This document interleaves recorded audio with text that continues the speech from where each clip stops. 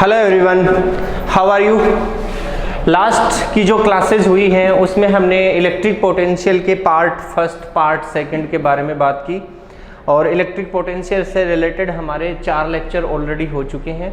आज हम बात करेंगे इलेक्ट्रिक पोटेंशियल के पार्ट थर्ड की, और जिसके अंदर हम पढ़ेंगे पोटेंशियल ऑफ ए पॉइंट, मतलब किसी पॉइंट के लिए पोटेंशियल क्या होगा। अभी तक हमने पोटेंशियल डिफरेंस के बारे में बात की, अब पोटेंशियल ऑफ ए पॉइंट की बात करेंगे। तो potential of a point find करने के लिए हमें जो रेफरेंस पॉइंट हम ले रहे हैं उस रेफरेंस पॉइंट को हमें उस रेफरेंस पॉइंट के लिए हमें पोटेंशियल को 0 बनाना पड़ेगा। और 0 बनाने के लिए हमें क्या करना पड़ेगा, जो डिस्टेंस होती है सोर्स चार्ज से, उस सोर्स चार्ज से जो डिस्टेंस हम रेफरेंस पॉइंट की ले रहे हैं वो डिस्टेंस हमें इन्फिनिटी करनी पड़ेगी। और इन्फिनिटी की पोजीशन में ही हम वहाँ का जो पोटेंशियल है रेफरेंस पॉइंट का उसको 0 बना सकते हैं। तो शुरुआत करते हैं एक नए टॉपिक की, जिसमें हमने लिखा potential of a point. Potential of a point, ये है हमारा टॉपिक, ठीक है। अब पोटेंशियल ऑफ ए पॉइंट में हम लोग एक फॉर्मूला अप्लाई करते हैं। हमने इलेक्ट्रिक पोटेंशियल के लिए और इलेक्ट्रिक पोटेंशियल डिफरेंस के लिए 4 टाइप के फॉर्मूले निकाले थे, उन्हीं फॉर्मूलों को हम यूज करेंगे। सपोज करते हैं कि हमारे पास कोई सोर्स चार्ज है, जैसे हमारे पास कोई सोर्स चार्ज है Q, और इस सोर्स चार्ज से इसकी जो इलेक्ट्रिक फील्ड है वो रेडियली आउटवर्ड है इस तरीके से। ये मान लीजिए इसकी इलेक्ट्रिक फील्ड है। यहाँ पर हमने कोई पॉइंट ले लिए इस तरीके से, 2 पॉइंट, ये पॉइंट है B और ये पॉइंट है A। इस पॉइंट का पोटेंशियल VA और इस पॉइंट का पोटेंशियल VB, इसके बारे में हम ऑलरेडी बात कर चुके हैं। अब अगर ये जो पॉइंट है B, इस पॉइंट B को हम इन्फिनिटी पे ले जाएं, मतलब ये B जो है ये इन्फिनिटी में कन्वर्ट हो जाए, मान लीजिए ये इन्फिनिटी में कन्वर्ट हो गया, और ये जो पोटेंशियल है आपका VB, इसको हमने V इन्फिनिटी लिख दिया। और V इन्फिनिटी जो पोटेंशियल होता है उसकी वैल्यू होती है 0, क्योंकि डिस्टेंस जो है वो इन्फिनिटी हो गई है इस केस में, ठीक है। इसी केस को हम समझेंगे, और इस केस को समझने के लिए हम एक फॉर्मूला लिखते हैं। यहाँ पे फॉर्मूला लिखने के लिए हमें क्या करना है, देखिए हमारे पास जो फॉर्मूला होता था उसमें हम लिखते थे इन VA minus VB is equals to VA minus VB, potential difference between point A and B, VA minus VB जो आपका पोटेंशियल है। इसमें अगर हमने लिखा if VB is equals to 0, VB is equals to 0 है, तो उस केस में हम क्या करेंगे, therefore VA minus VB is equals to VA, VA minus VB is equals to VA, ये हमारे पास में इक्वेशन बनेगी। मतलब पोटेंशियल डिफरेंस की जगह हमारे पास में एक पर्टिकुलर पॉइंट A का पोटेंशियल हमें मिलेगा यहाँ पे, ठीक। अब देखो जो हमारे सोर्स चार्ज के अकॉर्डिंग जो हमारी इक्वेशन आई थी, उस इक्वेशन को मैं यहाँ पे एक बार दोहराता हूँ। Since we know that VA minus VB is equals to Q upon 4 pi epsilon nought, याद कीजिएगा आप। और इक्वेशन आई थी 1 upon RA minus 1 upon RB, ये इक्वेशन आई थी हमारे पास।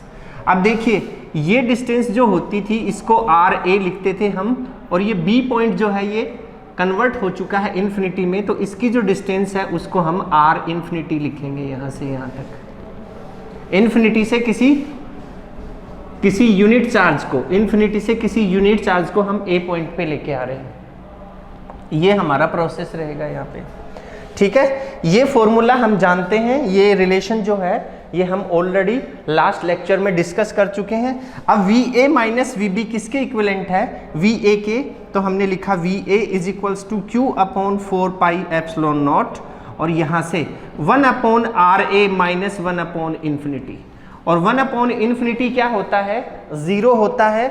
तो हमारे पास जो इक्वेशन निकल के आई, किसकी इक्वेशन, VA की जो इक्वेशन निकल के आई हमारे पास, उसको हम कैसे डिनोट करेंगे, उसको हम डिनोट कर देंगे। देखिए यहाँ से VA इज इक्वल्स टू, ये आ गया आपका Q upon 4 pi epsilon nought और डॉट 1 अपॉन RA, 1/RA। ये इक्वेशन हमारे पास निकल के आई। बट यहाँ से देखिए, ये जो चीज़ होती है पूरी की पूरी, ये इक्विवेलेंट होती थी हमारे पास। जो फॉर्मूला होता था उसमें हम लोग लिखते थे, देखिए याद कीजिएगा, WB2A upon Q is equals to VA minus VB is equals to Q upon 4πε0, और यहाँ से 1/RA माइनस 1/RB और is equals to integration minus EDR। ये हमारी इक्वेशन होती थी, याद है आपको? तो ये जो आपका फॉर्मेट है, या फिर ये जो आपका फॉर्मेट है, या फिर ये जो आपका फॉर्मेट है, ये इसके इक्विवेलेंट है। तो हम इस जगह इसको वर्क डन की फॉर्म में अगर डिनोट करें तो हम लोग क्या लिख सकते हैं, W इंफिनिटी टू A, कहाँ से कहाँ तक, इंफिनिटी टू A, उसमें क्या था B2A infinity to A upon Q और Q0 test positive charge, Q upon 4πε0 और यहाँ से 1/RA। ये हमारे पास इक्वेशन बन जाएगी जिसको आप लिख सकते हैं VA। ये किसी पॉइंट चार्ज के लिए आपका पोटेंशियल निकल के आया यहाँ पे, ठीक है? इस तरीके से हम इसको डिनोट कर सकते हैं। अब अगर इसको वर्ड्स में लिखना हो, ये जो कंक्लूजन निकला है इसको अगर हम वर्ड्स में दिखाएं तो क्या करेंगे, देखिए बताता हूं मैं आपको। हमें इसको इरेज करना पड़ेगा। देखिए इरेज करके मैं लिखता हूं, इसको वर्ड्स में लिखता हूं इसके कंक्लूजन को। इसको लिखेंगे हम, पोटेंशियल ऑफ ए पॉइंट को लिखेंगे। पोटेंशियल ऑफ ए पॉइंट, इसको लिख देंगे, it is amount of work done, amount of work done, amount of, थोड़ा ढंग से बनाना पड़ेगा, नीचे लिख देता हूं, it is a amount of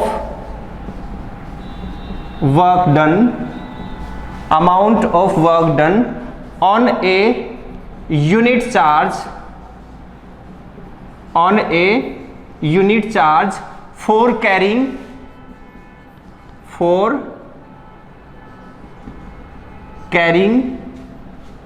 it from कहां से कहां तक, infinity to that point, infinity to that point, infinity to that point। ये हमारे पास में डेफिनेशन बन गई है इसकी। इनफैक्ट हमने क्या किया, इनफैक्ट हमने इन्फिनिटी और उस पॉइंट के बीच का पोटेंशियल डिफरेंस निकाला है। इन्फिनिटी और ए पॉइंट के बीच का पोटेंशियल डिफरेंस निकाला है। तो इसको हम ऐसे भी लिख सकते हैं, in fact potential is again potential difference,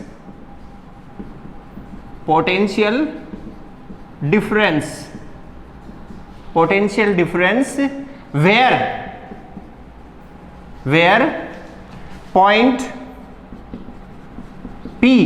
P कौन सा है, जहां पे हमें टेस्ट पॉजिटिव चार्ज को रखा है, उस पॉइंट की बात कर रहे हैं, ठीक है? Point P is taken at infinity, इसको ऐसे भी हम दिखा सकते हैं।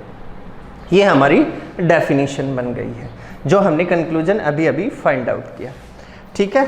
अब देखिए ज़्यादातर क्या होता है, मोस्ट प्रोबेबली एग्जाम्स जो हैं, उस एग्जाम्स के अंदर हमें ज़्यादातर क्या पूछा जाता है उसकी बात करेंगे हम लोग। एग्जाम्स में ज़्यादातर क्या पूछा जाता है उसके लिए मैं आपको बता रहा हूँ कि कोई चार्ज है Q और वो किसी पॉइंट के ऊपर है और उसके लिए हमें पोटेंशियल का एक्सप्रेशन फाइंड करना है, उसकी बात करते हैं हम लोग अभी। हाँ जी, देखिए अब हम बात करने वाले हैं potential of a point at distance r due to charge Q, due to charge Q। Q कोई पॉजिटिव चार्ज है, सोर्स चार्ज है Q, उसके उससे स्मॉल r डिस्टेंस के ऊपर हमें पोटेंशियल को फाइंड करना है। तो अकॉर्डिंग टू टॉपिक हम एक फिगर बनाते हैं, सपोज करते हैं कि ये कोई चार्ज है आपका Q, सोर्स चार्ज, इसके रेडियली आउटवर्ड ये इलेक्ट्रिक फील्ड है इस तरीके से, ठीक है। और जहाँ तक ये इलेक्ट्रिक फील्ड है उसके यहाँ पे कोई पॉइंट है R जहाँ हमें पोटेंशियल फाइंड करना है। अब हमने माना कि इसके बीच की जो डिस्टेंस है वो x है, यहाँ से यहाँ तक डिस्टेंस जो है वो x है, और हमने इसको सोल्व करना शुरू किया। अब सोल्व करना शुरू कर रहे हैं तो हम एक चार्ज लेते हैं, मान लेते हैं कि यहाँ पे कोई पॉइंट है आपका, ये लीजिए ऐसे दिखा दिया इसको, यहाँ पर कोई पॉइंट है और उस पॉइंट पे पॉजिटिव टेस्ट चार्ज रखा हुआ है, ठीक है। इस चार्ज को हम इस तरफ लेके आएंगे तो हमें वर्क करना पड़ेगा, क्योंकि ये भी पॉजिटिव चार्ज है, ये इसको रिपेल कर रहा है और हम इसको लेके आ रहे हैं, तो हमें कुछ वर्क करना पड़ेगा, ठीक है। अब देखते हैं, सोल्व करते हैं। अब सोल्व करते हैं तो at a point with distance x, मान लेते हैं ये पॉइंट P है आपका, तो हमने लिखा at a point with distance x, the electric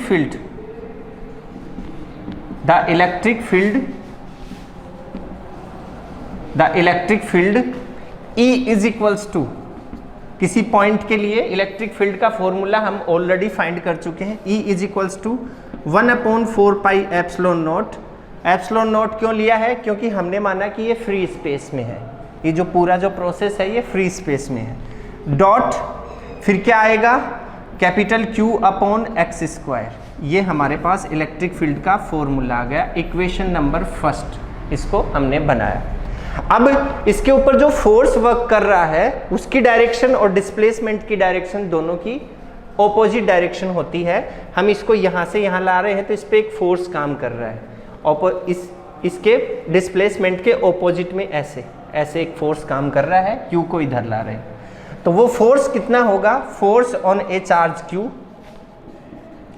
force on A charge Q, small q charge के ऊपर, तो उस फोर्स को हम लिखते हैं F is equals to QE। ये आपकी इक्वेशन नंबर सेकंड आ गई। अब इस E की वैल्यू को हम सेकंड नंबर की इक्वेशन में सब्स्टिट्यूट कर देंगे तो बन जाएगा therefore F is equals to 1/4 pi epsilon nought dot यहाँ से स्मॉल q कैपिटल Q/x²। ये फोर्स की वैल्यू आ गई इक्वेशन नंबर थर्ड, ये आपके फोर्स की वैल्यू आ गई है। अब इस फोर्स की वैल्यू को हम डिफाइन करेंगे। मैंने आपको बताया कि हम इसको एक साथ नहीं ले सकते क्योंकि हमें पता नहीं है कि ये कितना है, हमें इस पर्टिकुलर डिस्टेंस का पता नहीं है, तो हमने यहाँ पे एक सेगमेंट ले लिया, dx सेगमेंट, छोटा सेगमेंट यहाँ से यहाँ तक, उसके लिए निकालेंगे पहले, और फिर वैसे ही सेगमेंट इसमें कहाँ से कहाँ तक लेने हैं, हमें r तक लेने हैं, ठीक है, उसकी लिमिट लगा देंगे। तो उसके हिसाब से हम इसको सोल्व करेंगे। तो हमारा नेक्स्ट स्टेप हो जाएगा, यहाँ पे देखिए, for small displacement, for small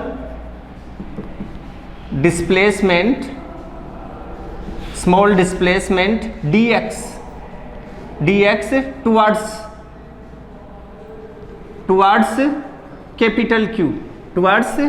capital Q, ठीक है। द वर्क डन, तो वर्क डन क्या होगा, द वर्क डन भी स्मॉल सेगमेंट है लेंथ का, तो वर्क डन भी स्मॉल ही होगा, तो उसको लिखा dW is equals to F.dx। इसको बनाया हमने इक्वेशन नंबर 4, ये आ गया आपके पास में। अब इस इक्वेशन नंबर थर्ड से वैल्यू उठा के इक्वेशन नंबर 4 में पुट कर देंगे तो आपके पास dW की वैल्यू आ जाएगी। Therefore dW is equals to 1/4 pi epsilon nought dot Q capital Q/x² dot dx, equation number 5। ये हमारे पास में वर्क डन की वैल्यू आई, किसके लिए, dx डिस्प्लेसमेंट के लिए, ये वैल्यू आ गई आपके पास, ठीक है। अब हमें देखने को मिलता है कि ये जो डिस्प्लेसमेंट है, इस डिस्प्लेसमेंट में हमने इस Q चार्ज को इस पॉइंट से इस पॉइंट तक डिस्प्लेस किया, यहाँ से लेके यहाँ तक लेके आए, तो वर्क डन इतना आया हमारा, ठीक है। अब ये ऑपोजिट डायरेक्शन में है, मतलब ये जो है ये इसकी ऑपोजिट डायरेक्शन में है, डिस्प्लेसमेंट जो है वो इसके ऑपोजिट डायरेक्शन में है। तो हम यहाँ पे एक लाइन लिख देंगे ब्रैकेट लगा के, force applied and displacement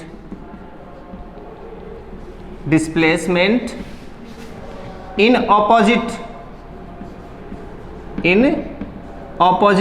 direction.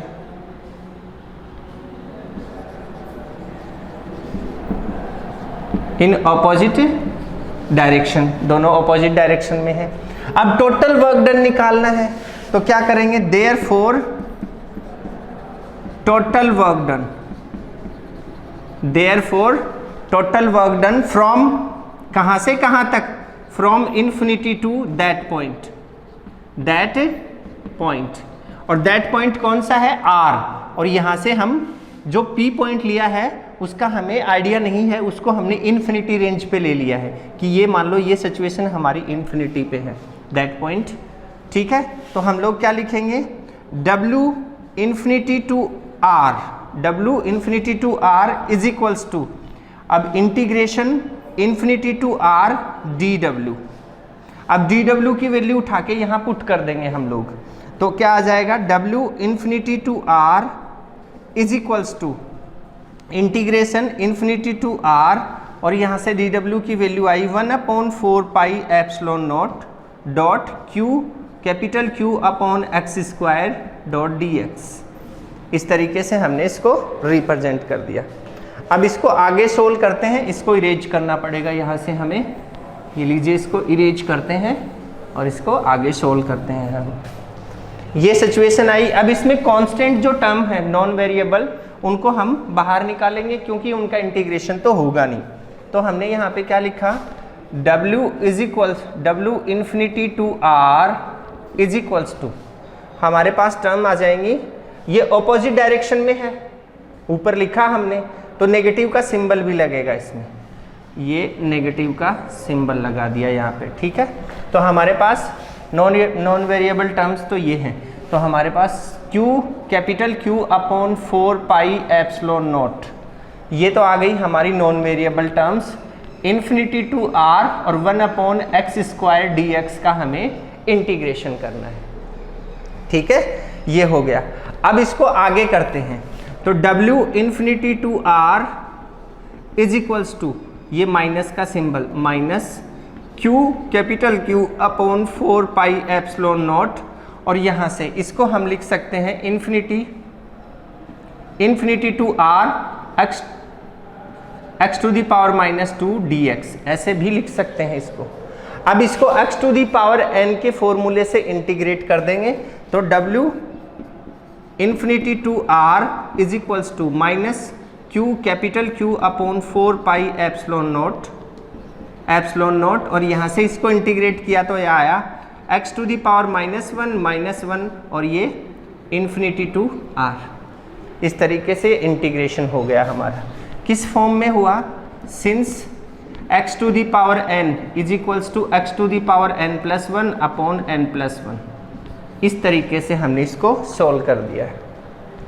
ठीक है, अब इसको देखो, इसको नीचे ले आए और ये माइनस माइनस प्लस हो जाएगा, तो W infinity to R is equals to, ये पॉजिटिव हो गया है, Q capital Q upon 4 pi epsilon nought, और यहाँ से 1/x और ये इन्फिनिटी टू R। ये नेगेटिव का सिंबल आया था यहाँ पे, चलो ऐसे लगा देता हूँ, ऐसे। अब ये नेगेटिव नेगेटिव पॉजिटिव हो गए। एक स्टेप और लिख देता हूँ, आप कंफ्यूज ना हो। Infinity to R is equals to Q capital Q upon 4 pi epsilon naught, positive हो गया। अब यहाँ पे लिमिट लगाएंगे तो 1/R माइनस 1/इन्फिनिटी, upper limit minus lower limit, और ये 0 हो गया पूरा। तो आपके पास में आ जाएगी वैल्यू, यहाँ लिख देता हूँ, W infinity to R is equals to, इस स्मॉल q को इधर ले आया अपॉन स्मॉल q, इसको नीचे ले आया, तो यहाँ से बन जाएगा क्या बन गया, 1/4 पाई एप्सिलॉन नॉट, और यहाँ से इनटू ये q अपॉन R, ये आ गया हमारे पास में। ठीक है, ये हमारे पास में इसका आंसर निकल के आया। अब ये जो सिचुएशन है, इस सिचुएशन को हम क्या लिख सकते हैं, according to VA minus VB के अकॉर्डिंग हम अगर इसको 0 बनाएं तो हम लोग क्या लिखते थे, इसको 0 बनाया तो VA लिखते थे। तो इस चीज़ को क्या लिख सकते हैं, VR। किस पॉइंट पे ले रहे थे हम, R पॉइंट पे। तो हमने इसको लिख दिया यहाँ से, इस तरीके से इसको डिनोट कर दिया, VR is equals to 1/4 pi epsilon nought dot Q upon R। और ये K के इक्विवेलेंट है तो VR is equals to KQ by R। ये सिचुएशन हमारी निकल के आई। ये हमारा क्या आ गया है, potential of a point at a distance small r due to a charge Q। इसका हमारा पूरा डेरिवेशन कंप्लीट हो गया है। ऐसे हमें इसको सोल्व करना था। ठीक है, एक बार देख लीजिए इसको, 1 मिनट के लिए इसको एक बार देख लीजिएगा। ठीक है, अब हम अगले टॉपिक पे चलते हैं और उस टॉपिक का नाम है पोटेंशियल एनर्जी। क्या नाम है, पोटेंशियल एनर्जी। उसके ऊपर चलते हैं। तो पोटेंशियल एनर्जी को फाइंड करना है हमें। कैसे फाइंड करेंगे, उसके लिए मैं आपको कुछ बात बताता हूं। पहले देखिए, जब किसी भी इलेक्ट्रिक फील्ड में किसी चार्ज को, किसी पॉजिटिव चार्ज को, यूनिट पॉजिटिव चार्ज को हम एक पॉइंट से दूसरे पॉइंट पे लेके जाते हैं तो हमें वर्क डन करना पड़ता है। और अगर हम उस चार्ज को एक पॉइंट से दूसरे पॉइंट पे लेके जाएंगे और वर्क डन हमें करना पड़ रहा है, तो वो वर्क डन जो है उसकी पोटेंशियल एनर्जी की फॉर्म में उसके अंदर स्टोर होगा। जैसे फॉर एग्जांपल, अगर पहले से हम देख रहे हैं कि कोई इलेक्ट्रिक फील्ड है और उसमें कोई चार्ज रखा हुआ है, तो हम ऑटोमेटिकली ये चीज़ समझ सकते हैं कि उस चार्ज को वहाँ पे रखने के लिए कभी ना कभी किसी ना किसी ने तो वर्क डन किया होगा। तो मतलब पोटेंशियल इलेक्ट्रिक फील्ड के अंदर रखे हुए किसी भी चार्ज के पास हम एनर्जी मान सकते हैं कि उसके पास एनर्जी जरूर होगी। क्यों? क्योंकि जब भी उसको रखा गया होगा तब उसके ऊपर वर्क डन किया गया होगा और वो वर्क डन उसकी पोटेंशियल एनर्जी की फॉर्म में उसके अंदर स्टोर रहता है। इस बात को हमें याद रखना है। अब इसका एक छोटा सा डेरिवेशन हम निकाल के देखते हैं कैसे निकालना है। इसको इरेज करके अभी निकालते हैं। पोटेंशियल एनर्जी और एनर्जी हम बात कर रहे हैं यहाँ पे नेक्स्ट टॉपिक की, जिसका नाम है पोटेंशियल एनर्जी। इसकी बात कर रहे हैं। तो जो वर्क डन होता है वो उसकी एनर्जी की फॉर्म में उसके अंदर स्टोर हो जाता है। इस चीज़ को हम अभी यहाँ से लेके चलते हैं। देखिए, जैसे हमने कोई चार्ज लिया, ठीक है, ए चार्ज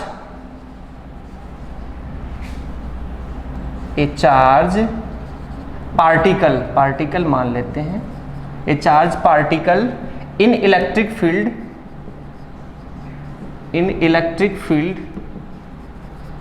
फील्ड हैज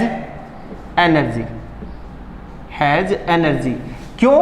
क्योंकि मैंने अभी बताया था कि इलेक्ट्रिक फील्ड में कोई भी चार्ज पार्टिकल होता है तो वो चार्ज पार्टिकल इलेक्ट्रिक फील्ड में लेके गए थे हम, उस टाइम हमने कभी ना कभी वर्क किया था और वो वर्क जो है उस चार्ज को एनर्जी देता है। उसी एनर्जी की हम बात कर रहे हैं। दैट मीन्स क्या लिख सकते हैं, energy is equals to work done on charge. That means U is equals to W, but W is equals to QV होता है। हमें पता है W इज इक्वल्स टू क्या होता है, QV।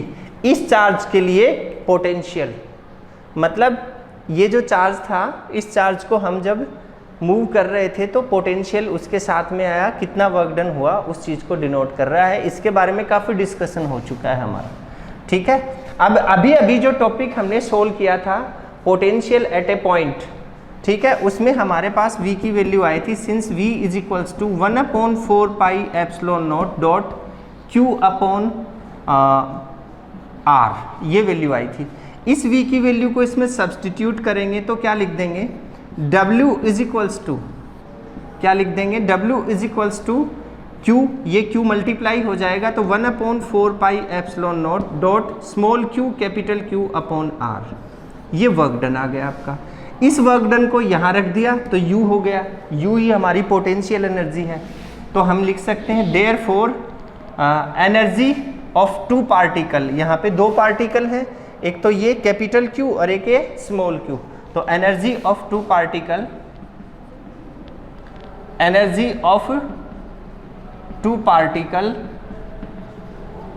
In electric field, in electric field is, क्या लिख देंगे आप, U is equals to 1/4 pi epsilon not,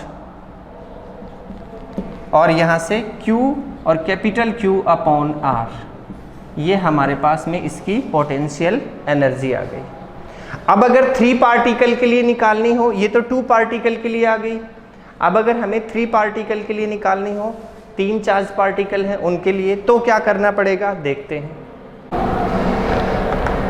देखिए, जब 3 पार्टिकल 4 पार्टिकल के लिए अगर हमें एनर्जी निकालनी है तो हमें एक चीज़ को समझना पड़ेगा, और वो चीज़ है सिस्टम ऑफ एनर्जी। क्या है? System of energy. उसके लिए हमने माना कि हमारे पास में ये कोई सोर्स चार्ज है Q, कैपिटल Q, और ये कोई हमारा टेस्ट चार्ज है स्मॉल q। ठीक है, इस टेस्ट पॉजिटिव चार्ज की वजह से इलेक्ट्रिक फील्ड बनी हुई है, और उस इलेक्ट्रिक फील्ड में हम इसको इस पॉइंट से इस पॉइंट पे ऐसे लेके आ रहे हैं। यहाँ तक हम इसको लेके आए और फिर इनको लॉक कर दिया हमने, चटकनी लगा दी, इसके भी चटकनी लगा दी और इसके भी चटकनी लगा दी, मतलब दोनों को बांध दिया। क्यों? क्योंकि ये वाला जो चार्ज है ये इसको रिपेल कर रहा था और ये वाला चार्ज है ये भी इसको रिपेल कर रहा है, तो हमने दोनों को यहाँ पे बांध के छोड़ दिया। अब अगर मैं इसकी चटकनी खोल देता हूँ तो ये जैसे ही मैं इसको रिलीज करूँगा इसकी पोजीशन से, इसकी जो बाउंडेशन है, इसका जो बॉन्ड है उसको मैं तोड़ूंगा, तो वैसे ही ये क्या होगा, इससे रिपेल होके इधर भाग जाएगा। ठीक, अब एक केस, सेकंड केस में अगर मान लीजिए कैपिटल Q वाली चटकनी हमने खोल दी और इसको हमने एक जगह पे बांध के रखा, तो उस केस में ये जो है कैपिटल Q ये इस तरफ भाग जाएगा। तो बताइए एनर्जी कौन से को मिली? सोचिए, हमने कैपिटल Q के पास में किसको लेके आए, हम स्मॉल q को, मूव किसको करवाया, स्मॉल q को, वर्क डन किस पे हुआ, स्मॉल q पे, तो एनर्जी किसको मिलनी चाहिए थी, स्मॉल q को मिलनी चाहिए थी। लेकिन यहाँ पे जो सिचुएशन क्रिएट हो रही है उसमें हम साफ देख पा रहे हैं कि अगर इसको मैं बांध के रखता हूँ और इसको छोड़ देता हूँ तो ये रिपेल होके इधर चला जाता है, और अगर मैं इसको बांध के रखता हूँ और इसको छोड़ देता हूँ तो ये रिपेल होके इधर चला जाता है। इसका मतलब ये हुआ कि एनर्जी ना तो इसको मिली और ना ही इसको मिली, एनर्जी मिली पूरे सिस्टम को। तो जो एनर्जी इसको मिली है वो हम बोलेंगे सिस्टम की एनर्जी, एनर्जी ऑफ सिस्टम। ठीक है, तो इसी एनर्जी ऑफ सिस्टम के कॉन्सेप्ट को हम यूज में लेंगे। जैसे हमारे पास में एक एग्जांपल बताता हूं मैं आपको, सीधा सा सिंपल सा। जैसे आपको कोई चार्ज Q की वैल्यू गिवन है 5 माइक्रोकूलम और V की वैल्यू गिवन है आपको कितनी, 1000 वोल्ट, और आपसे कोई वर्क डन पूछे तो W इज इक्वल्स टू क्या हो जाएगा, 5 माइक्रोकूलम इंटू 1000 वोल्ट। इसको SI में कन्वर्ट करके मल्टीप्लाई कर देंगे, W is equals to QV से ये सोल्व हो जाएगा, कोई प्रॉब्लम नहीं है।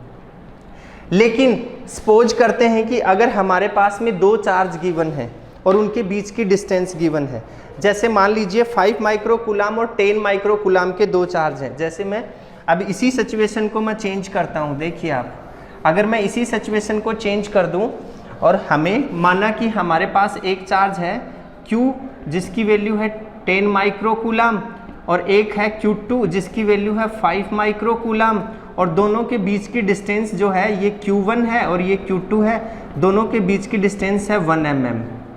कितनी डिस्टेंस है दोनों के बीच की, 1 mm। उस केस में हम क्या करेंगे, इस फॉर्मूले को यूज लेंगे। क्यों? क्योंकि इसमें स्मॉल q कैपिटल Q की वैल्यू, इसको स्मॉल q मान लिया, इसको कैपिटल Q मान लिया, और इन दोनों की वैल्यूज गिवन है, R 1 mm गिवन है और इसकी वैल्यू 9 × 10⁹ हमारी होती है। तो उस केस में एनर्जी निकालने के लिए हम इस फॉर्मूले को या इस फॉर्मूले को यूज में लेंगे। समझ में आई बात? और अगर सीधा दिया हुआ हो क्या, Q और V, तो हम W is equals to QV वाले फॉर्मूले को यूज में लेते हैं। ठीक, ये होता है। तो इसमें क्या है, इसमें 2 सिस्टम के लिए मैंने लिखा energy of 2 particle, energy of 2 particle in electric field, this one. ठीक है। तो 2 पार्टिकल के लिए जैसे इसमें दिया हुआ है ऐसे हम इसको सोल्व करेंगे। अब अगर 3 पार्टिकल गिवन हो तो क्या करना पड़ेगा, ये बात आपको समझाता हूँ। इसका कॉन्सेप्ट क्या था वो मैंने अभी आपको समझाया। अब देखते हैं, जैसे हमारे पास में 3 पॉइंट हैं 1, 2 एंड 3। इस पे Q1 रखा हुआ है, इस पे Q2 रखा हुआ है, इस पे Q3 रखा हुआ है, ठीक है। तो ये आपस में एक दूसरे के ऊपर फोर्स लगाएंगे और हमने इन तीनों को बांध दिया है, जैसे अभी मैंने थोड़ी देर पहले आपको समझाया था। जब हम ऐसा करते हैं तो उस केस में हमें क्या होता है, देखिए इनके बीच की डिस्टेंस हमने माना R12, इनके बीच की डिस्टेंस R23 और इसके बीच की डिस्टेंस जो है उसको हमने डिनोट कर दिया R13 से। इस तरीके से हमने इनको दिखा दिया है। अब अगर इसकी जो फॉर्मूला था हमारा U का फॉर्मूला क्या था, 1/4 pi epsilon not small q capital Q upon R distance. तो उसी फॉर्मूले के बेस पे अगर हम इन दोनों के बीच, फिर इन दोनों के बीच और फिर इन दोनों के बीच अगर निकालें वैल्यू U की, U1, U2 और U3 निकालें तो और उनका सबके साथ एक साथ में नेट निकालने के लिए सबका एक साथ एडिशन कर दें तो हमारे पास में पूरे सिस्टम की एनर्जी हमें मिल जाएगी।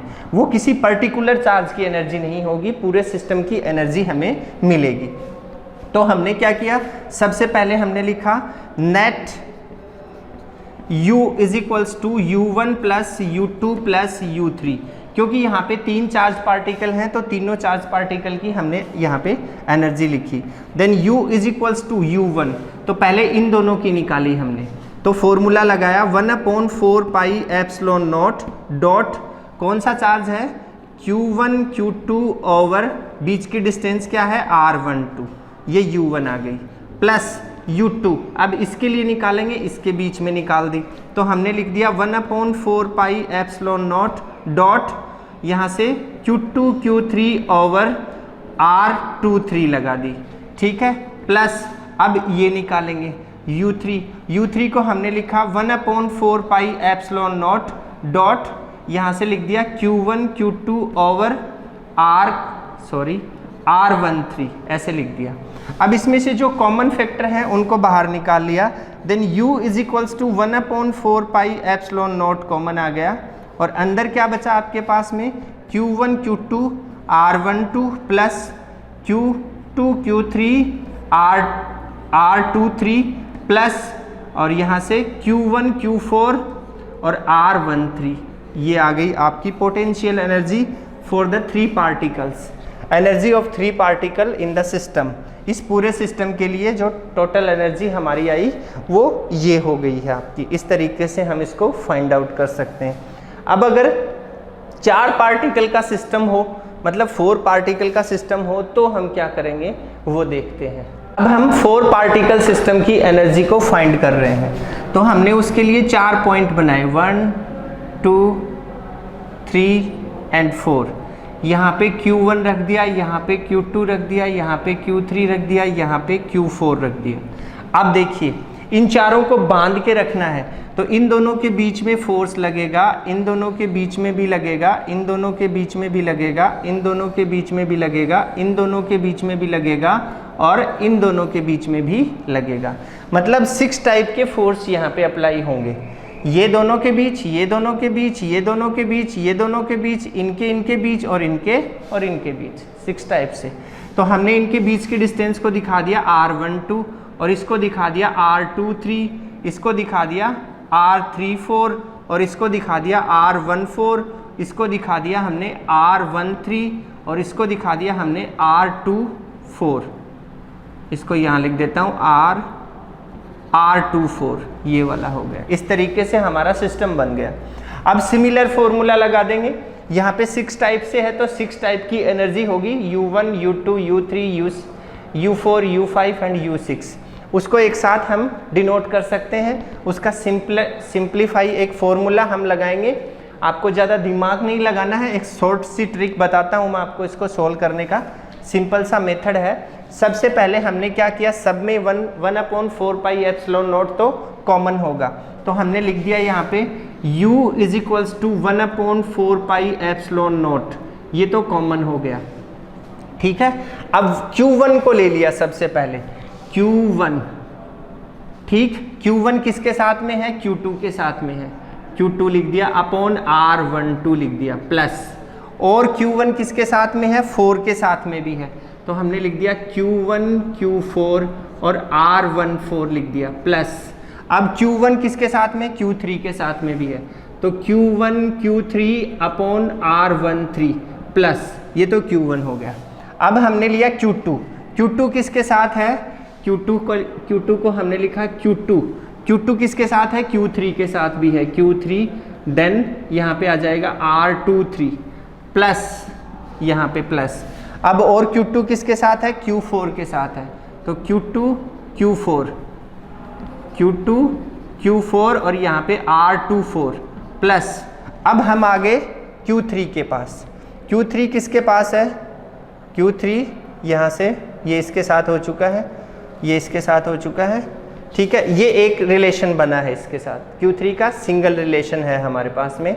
और कोई रिलेशन बन रहा है क्या, ज़रा देखो ज़रा ध्यान से, Q3 का सिर्फ एक ही रिलेशन बन रहा है मेरे अकॉर्डिंग तो, ठीक है। तो हमने Q3 का एक रिलेशन दिखा दिया, Q3 Q4, तो हमने दिखाया यहाँ पे Q3 Q4 और यहाँ से R34।